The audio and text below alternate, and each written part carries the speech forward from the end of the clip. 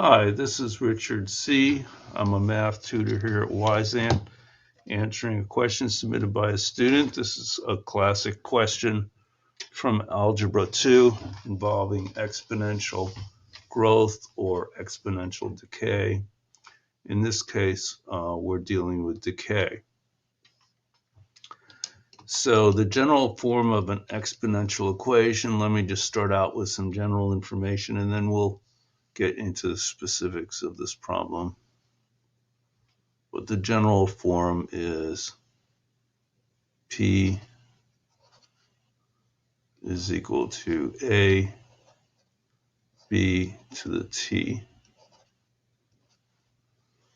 And when you have this setup, A is always the starting amount.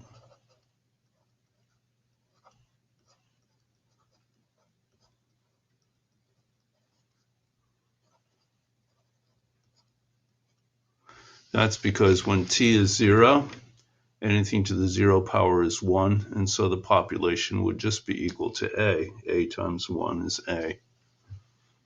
Now the base, if the base is bigger than 1, you're going to get growth.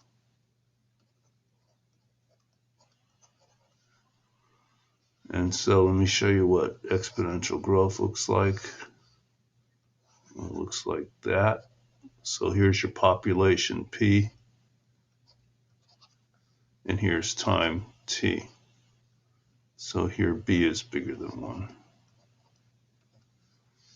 And when 0 is less than B, when B is between 0 and 1, you get decay.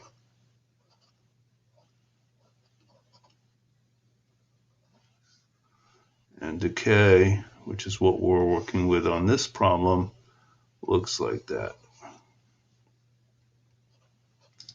So here's time,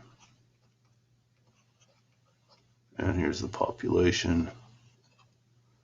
And so 0 is less than B is less than 1. Okay, so now we'll just work on the particulars of this question. I'll just change colors here. So we just have P is equal to, now A, the starting amount is 15,000. And then it decreases by 3.6% each year. So let me just show you another equation that's helpful to remember. When you're increasing, it's B is equal to 1 plus the rate of increase. So this would be increase. And when you're decreasing, it's 1 minus the rate of increase, a decrease. Yeah, 1 minus the rate of decrease. So B here is going to be 1 minus 0.036 to the T. And that's it. And the graph for this one would be, it would start at 15,000. And we're not going to consider negative time here because that's kind of silly. Sometimes we're using exponential decay or exponential growth in another context. The x-axis is not always time, but it typically is.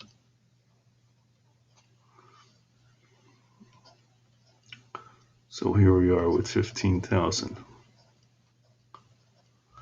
Oh, let's find something like maybe the question might have been cut off here. This is all that came across on Wyzant, but typically they're going to want to know like how many organisms are going to be alive after 5 years, say. So let's just do that. So it would be P of 5 after 5 years elapse. It's going to be 15,000.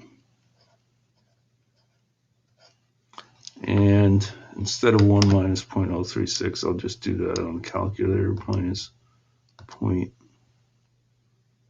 0.036, so that's going to be 0.964.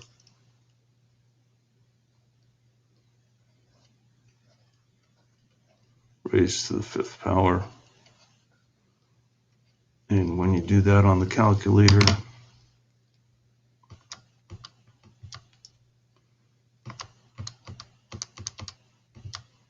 you get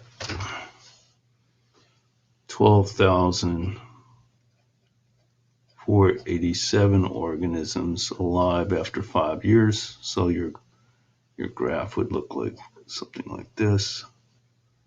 And then this other data point would be 12,487 here, and so on.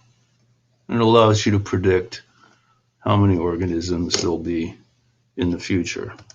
So this might be, for example, this might be instead of an organism, might be some sort of animal or bird or whatever, and you're worried about them becoming extinct, for example. This would enable you to project out what the population size would be 5 years from now or further out to see whether there's a real danger of extinction. Okay, so this is a nice, useful thing. It's also used for money. This is the way money grows and also the way money shrinks. So it's used in finance as well. Definitely worth learning how to work with exponential functions. Okay, so that's it for this one. I'll see you again next time. Bye-bye.